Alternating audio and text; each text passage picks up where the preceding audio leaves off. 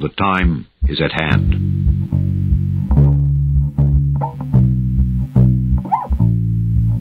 The elusive dog-like creature attacks livestock, bleeding them dry of blood.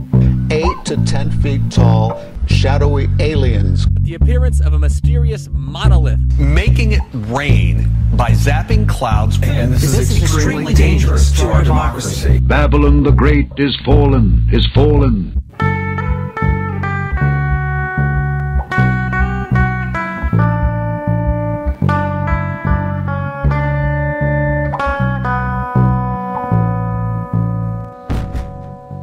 Welcome to In Dark Places. I'm your Huckleberry, Junebug Fugit. Hey, how's it going? Hey, I'm having more car problems again. Never ends. This time it's my alternator. Been just stuck in the house for like a week now. Can't go anywhere. Been riding my bike. It's good to exercise, I guess. One of these days, my rich uncle is going to get out of the poorhouse. You just wait. I've got some Dogman stories this week. You like the Dogman? Some people call him a werewolf. Some people call him a Dogman. For this little episode, we're calling it a Dogman. True Dogman Stories, Chapter 5. But first, here's what's happening in the news.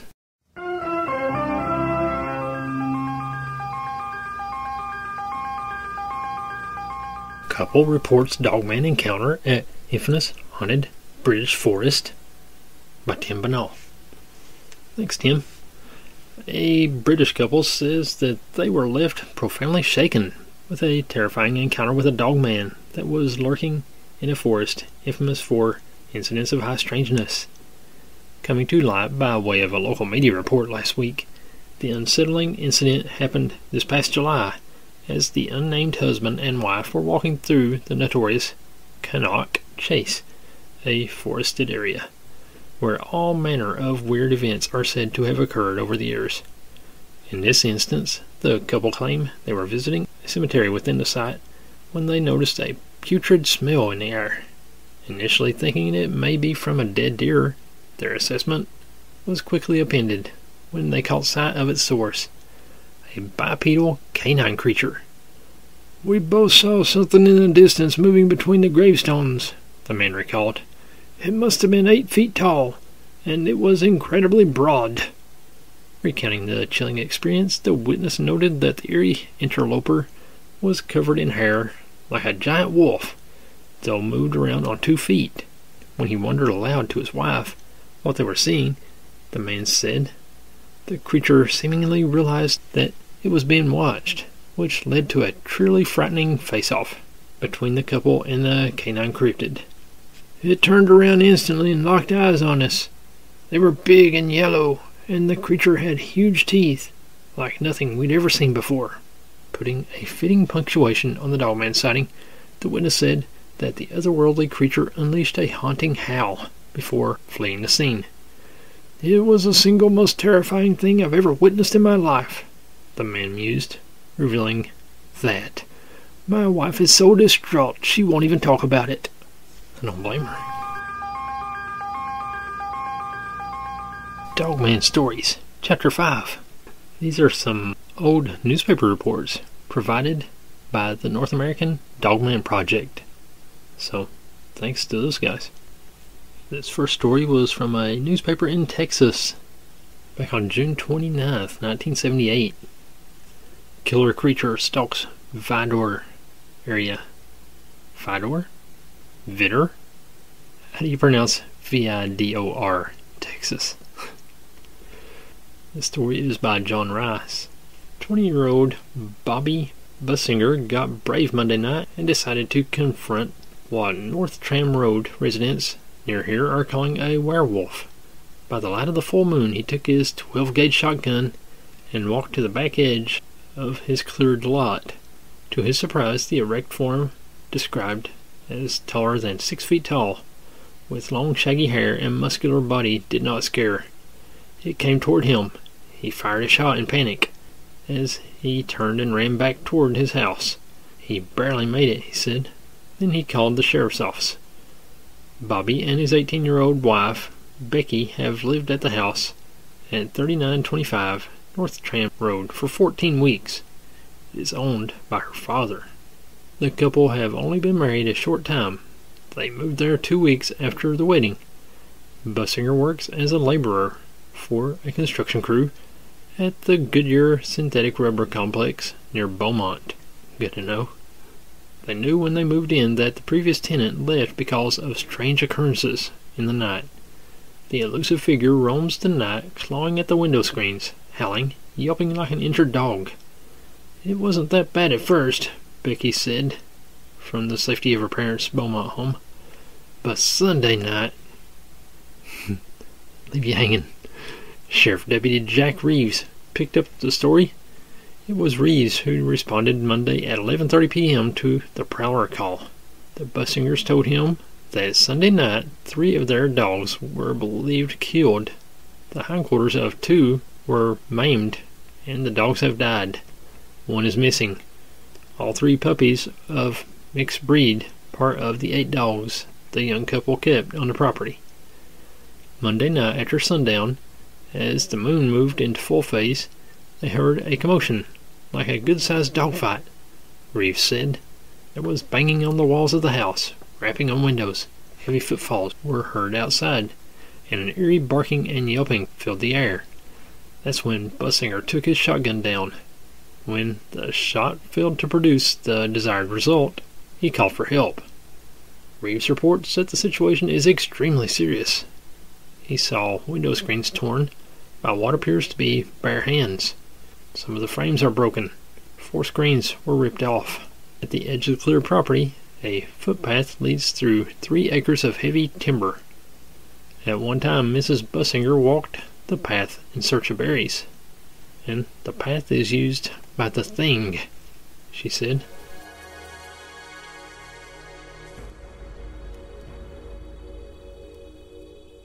This story is from the Crescent News, Defiance, Ohio, Thursday, July 25th, 2013.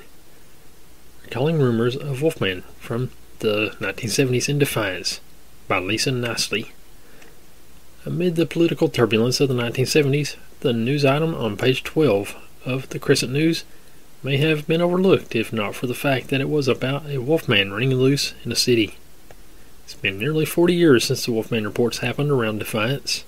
A few officers around that time remain in the city, but don't remember details of the case. The initial reports are no longer at the police department. People have asked me about it, and I don't really recall it, said Joanne Barton, who worked dispatch. Floyd Stites was on the department back then, but can't recall it happening. Still, the Wolfman, or Werewolf of Defiance, has garnered a lot of attention, especially in the internet age. Doing a search of Wolfman and Defiance, Ohio, brings several pages of results. Crescent News covered the initial reports of the Wolfman. The first printed report was on August 2nd, 1972, when police released information that on 3 occasions, individuals were accosted near the Norfolk and Western Railroad tracks, near 5th Street and Swift and Company on South Jackson Avenue. One man was struck on the shoulder by a 2x4-inch board, while there were attempted attacks on 2 others within a 2-week period. The assailant was described as very tall with some kind of animal head. The attacks all occurred from 1:30 a.m. to 4:30 a.m. on days without a full moon. Then Police Chief Don Brecker warned residents not to attempt to apprehend the subject but call the police immediately if he was seen. The department can't say if the motive is robbery or just to scare people, the article stated. Scare people it did. The next day, a front-page story talked about how a man reported at 1:24 a.m. that day that something followed him on foot from Dietrich and South Clinton Streets to Hotel Henry, above the former Valentine Theater. The police reporter said the man was near hysteria. Before 2 a.m., another call came from a woman who said her friend showed up almost in hysterics because something had rattled her door and tried to get in the house. A single report of the Wolfman happened early the next day. The reports only lasted a few weeks before quieting. No one was ever arrested in connection to the incidents. The story is from the Seattle Daily Times from February 15th, 1934. Mysterious beast stalked in Wallingford. A mysterious animal described as being insect-like with a chimpanzee head and the ability to climb a brick wall has been reported prowling through the streets of Wallingford after dark for the past fortnight. Neighbors have reported more than 13 cats and small dogs missing. The beheaded body of a beagle was found in a rain barrel by a surprised police officer. Despite reassurances from city officials, the good people of Wallingford have joined together in nightly search parties, armed with rifles and pitchforks, to take care of the beast. Respected mercantile owner Stig Hansen leads one of the parties and has had a close encounter with the beast. We believe it is a creature of the Orient that stowed away on board a ship. The children have been so frightened since it appeared, it has caused them to come up with a playground chant to scare the younger children. After school, you can hear the children whisper, "It comes in the night to take bad girls and boys." You'll hear its feet clicking, a terrible noise. You call out for your mother, father, or priest. Too late. Your supper for the Wallingford beast. So far, these nocturnal expeditions have brought no result, but this does not deter the terrified neighbors from their duty. They have declared that if they cannot kill it, they hope to trap it somewhere where it will do no harm. Until that time, despite the denials of the city council, the citizenry holds its breath and shares stories about encounters. "It screams only at night," said Hansen. "Once I fired my shotgun at the place where the noise was coming from, but it's scuttled away." Others have heard it as well, but the sound does not seem to come from the monster itself, but rises up from the earth and envelops you in a piercing wail.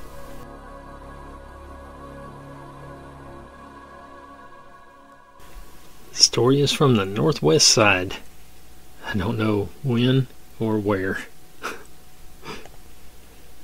Mysterious animal killing a dog a month.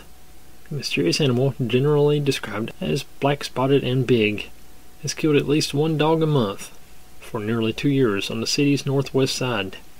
One track found near a dead dog appeared to be that of a large cat, but wildlife experts have largely discounted the possibility that the killer animal may be a mountain lion because of the lion's innate fear of dogs. The large, beautiful, but rather clumsy cats are so afraid of even small dogs, said Bud Bristow, regional director of the Arizona Game and Fish Department. So this is from Arizona. That they immediately seek refuge in a tree or other hiding place. He said that 20 dogs have been reported killed by the mysterious animal in 21 months, all in the Casas Adobes area. He indicated that more could have been killed but not reported to game officials. Charles Hansen, a wildlife specialist for the Arizona Sonora Desert Museum, said there is a slight chance that the mysterious animal may be a mountain lion. If it is, he said, it would have to be a hand-raised one.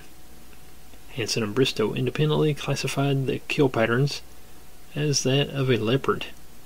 They theorized that the animal could be one of the large black African cats that was domesticated and then escaped.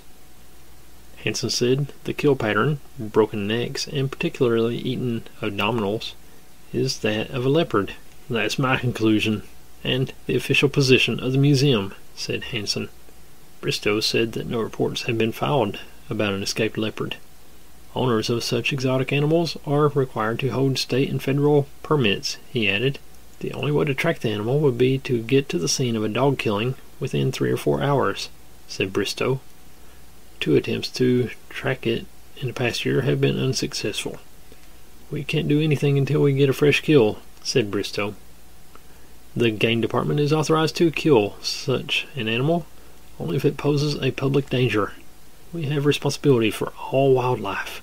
If the killings continue, we may have to either take the animal ourselves or authorize someone else to, Bristow said. If there is a threat to the public, then we have the responsibility to relieve that danger. Bristow said the animal poses no threat to public safety yet, but Hansen said he is very concerned. He conceded that there isn't much the game department can do until it gets a better clue. But I'm afraid this is a very real problem, and I don't think it's going to just go away, Hansen said. The only way to track down the killer animal would be with dogs taken to the site of a fresh dog kill, he said. If it's not a lion, it would be immediately noticeable to the handler, said Hansen. An experienced dogman could tell right away. Beware the beast of Truro. Mysterious creature has mauled animals in Cape Cod, Truro, Massachusetts. Who or what is the beast of Truro? Is it a mountain lion preying on local pets and livestock? A dog or pack of dogs? An ocelot? A lynx? A wildcat? Or some yet unidentified creature? The purported beast, Cape Cod's answer to Bigfoot and the Loch Ness Monster, has been a major topic of conversation in news articles since last fall. I don't know what the date is on this. The first evidence that some unknown predator was loose came when a dozen dead cats were found in the same area in Truro in September. 2 weeks ago, a 175-pound dog was so badly mauled, its flanks ripped by deep claw marks and a chunk of flesh ripped out of its neck, that it had to be killed. A few days later, 2 pigs were clawed in their pens. The most dramatic description came from William and Marcia Morados of Truro. They said that they were taking a walk about 3 months ago on a bike trail near Head of the Meadow Beach in Truro when the animal appeared 50 feet in front of them. Mrs. Morados continued, "My husband put his arm out to stop me and said, 'You see what I see?' And together we said, 'It's not a fox.' It had a very definite, long, rope-like tail, like the letter J. It hit the ground and it went up. We figured it was about as tall as up to our knees and weighed 60 or 80 pounds. Morados left the path to get a branch to protect them. The creature did not rush for cover. Mrs. Morados said, walked slowly and casually, reluctant to report what they had seen. Who would believe it, Mrs. Morados said. Others have reported hearing strange cat-like cries in the night. Edward Oswalt, a Truro selectman and health officer, said a New York man called in mid-December to say he had seen something resembling a mountain lion in North Truro. Oswalt and seashore officers have made efforts to identify the culprit by its tracks near the pig pens, but in the sandy soil they could find no clear impressions. Oswalt said the general consensus is that the beast is a dog or dogs, but I don't know if you can put that together with what happened. Could it be a mountain lion? That seems far out, but it's not impossible, he replied. Strange animal reported by school children and principal. An elementary school principal and one of his teachers said yesterday afternoon a mysterious animal which looked like a cross between a big monkey and a dog was chased off the Panthers Ford schoolyard Wednesday by a group of students and a janitor armed with an axe. And I don't know when the date is on this. The principal was H.E. Williams, and the teacher was Christine McMillan. The animal was first spotted by a group of youngsters during a chapel program, and according to the teacher, at least 25 of the kids ran outdoors to see what it was. Panthers Ford is an elementary school located between Lumberton and Red Springs on Highway 211. The school is approximately 10 miles from the site of the recent mutilation of 5 young hogs on a farm near Lumberton by what is thought to have been a big dog. The teacher said she was first attracted to the animal's presence in the schoolyard by student Beulah May Sanders' yell, "Look, a monkey!" There was an immediate scramble by the students to get a closer look. The time was approximately 3 o'clock in the afternoon, according to Miss McMillan, when the school's janitor, Clifton Williams, saw the commotion and spied the animal. He picked up an axe. Principal Williams said he didn't see the action take place, but from what he could learn from spectators, it didn't appear the animal showed any fear of the janitor.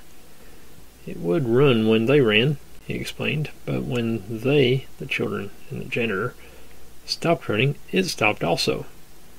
He said he understood that the janitor got close enough to the strange beast to swing the axe, but the animal dodged the blow and ran off. Miss McMillan said she saw the animal plainly at a distance of about 50 feet. It looked just like a big monkey and a dog. I don't know which. It didn't run. It loped. She said the animal appeared to be colored a dark reddish-brown. It was about 3 foot high and had an extremely long tail. Superintendent Williams said he went out to examine the animal's tracks and found them unlike any he had ever seen. But they definitely were not dog tracks, he exclaimed. He added, and I certainly know what a dog track looks like. The children, said Williams, differed on a concrete description of the animal, but agreed it wasn't a dog. Some said it was a monkey. A beast scare in Robinson began Tuesday with the strange death of 5 medium-sized dogs, which were ripped and torn apart in a pig pen on a K.M. Biggs farm near Robertson Memorial Hospital. A 65-pound mongrel dog was killed in the vicinity the following day by dog warden Carol Freeman, and the case was closed. The report of the monkey-like animal is reminiscent of the recent Beast of Bladenboro scare, which produced many varied and weird reports of strange beasts roaming the countryside seeking prey. The infamous Bladenboro beast was never positively identified, but it was presumed to be either a cat-like swamp animal or a bloodthirsty dog. Whatever the animal or animals, it apparently doesn't like to fool around with humans. It operates under the cover of darkness and operates silently. I don't know the date on this one either, but it looks old. Strange animal attacks dogs in Charlestown. The home of Josephine Johnson near Royal Park was attacked Monday night by an unknown varmint, which for the past year has been engaged in killing every house cat and dog that came across its path in that vicinity. Josephine Johnson lives in Charlestown and says all night Monday her neighborhood was bothered by the howling of the dogs. 3 dogs were killed during the night. One fine hunting dog was attacked about 2 weeks ago and almost killed. The dog was a fighter and happened to outwit the animal. Hunting parties formed Monday night to be on the watch out. The men will hide around Tuesday night and make an attempt to kill the strange animal. These stories are a little more recent, and they're from Reddit. I had a possible encounter in Ironwood at the Golbic campus up on Mount Zion, also out in the dunes in the Manistee Forest downstate. I've heard stories of folks encountering them downstate in that forest a few times. Those woods are off. The bugs and birds just stop in some places, and the forest goes silent. I heard the strangest howl I've ever heard in my life out there. It felt metallic. I think something was watching my partner and I for sure. Big animals kept zigzagging up to our tent at night from deep in the woods. Things were following us in the woods that we couldn't see, but we could hear the branches breaking all around us. Coyotes were real close by too. Got a kill within half a mile while we tried to sleep. I've heard they run together.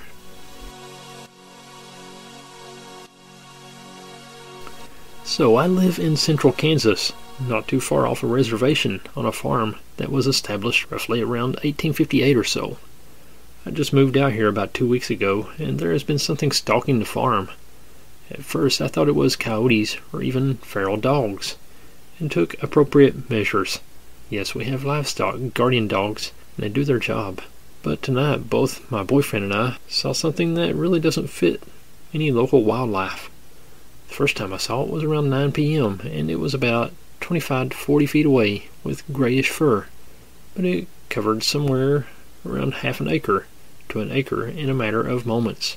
Like bring a BB gun up to a bear, mind you. I thought it was a coyote and just wanted to scare it off for my chickens, not trying to injure it. And it was big, very big. By the time I got to the tree line, it looked back at me, forward-facing eyes. It was every bit of 7 to 10 feet tall.